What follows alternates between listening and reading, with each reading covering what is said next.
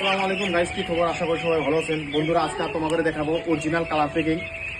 এটা একদম পুরো হাইব্রিড কালার পেকিং। এটা মোটামুটি 2 মাসে 4 কেজি পর্যন্ত ওয়েট হয়। আজকে আমার হাঁসের বয়স হলো তোমার হোয়াইট পেকিং কালার পেকিং হাঁস দেখেন।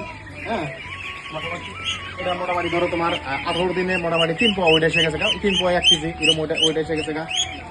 যাই হোক বন্ধুরা, কারো যদি কালার পেকিং বা হোয়াইট পেকিং হাঁস যদি পালবার চান বা ফার্ম করবার চান, তাহলে আমার সাথে যোগাযোগ করবেন। একদম অরিজিনাল মানে কালার পেকিং হাঁস পাবেন। আর যদি লোকাল মাল পাবেন, লোকাল মালও পাবেন।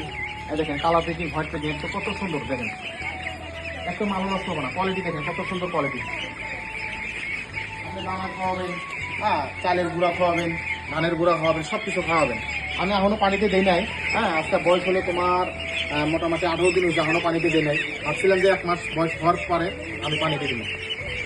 তো যাই হোক বন্ধুরা, কারো যদি কালার পেকিং বা হোয়াইট পেকিং হাঁস যদি পালতে চান, তাহলে আমার সাথে যোগাযোগ করবেন।